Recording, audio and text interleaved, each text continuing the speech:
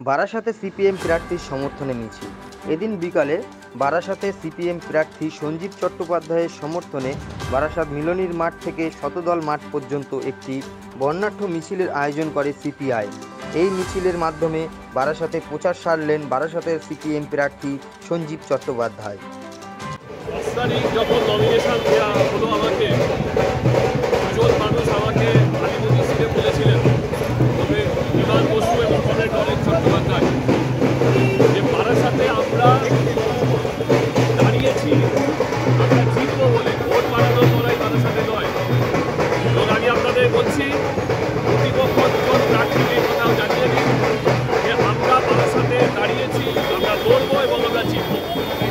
এ লড়াই আমাদের বারাসাতের মানুষের জন্য লড়াই। 15 বছর ধরে এই শহরে মিথ্যার খানি শুনেছে যে সেটা হচ্ছে মেট্রো রেল আসবে।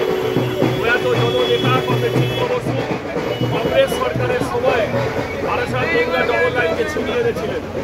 আমরা যদি পার্লামেন্টে যেতে পারি বামফ্রন্টের পক্ষ থেকে, নিশ্চিতভাবে আগামী 2 বছরের মধ্যে বারাসাতে চিত্তদান দেখানো পথ অনুসারেই পার্লামেন্টের মধ্যে গিয়ে আমরা মেট্রো রেলের কাজ ছিনিয়ে আনব।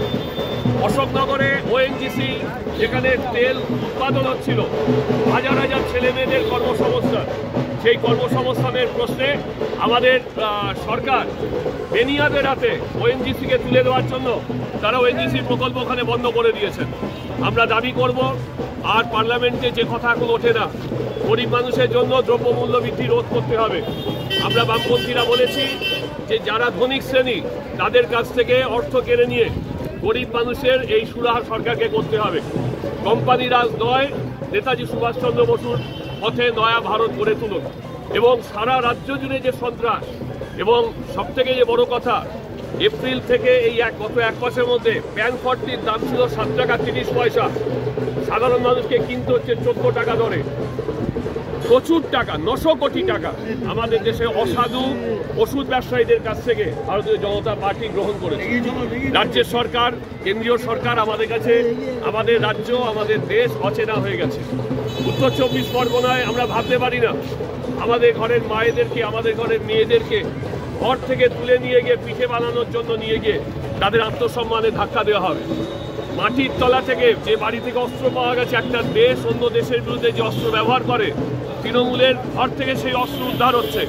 এই যে এত অর্থ ব্যবহার হচ্ছে, তৃণমূল এবং বিজেপি ভোট পার্টি যারা লড়াইয়ের মূল ময়দানে, তাদের সঙ্গে অর্থের পাচ্ছি না।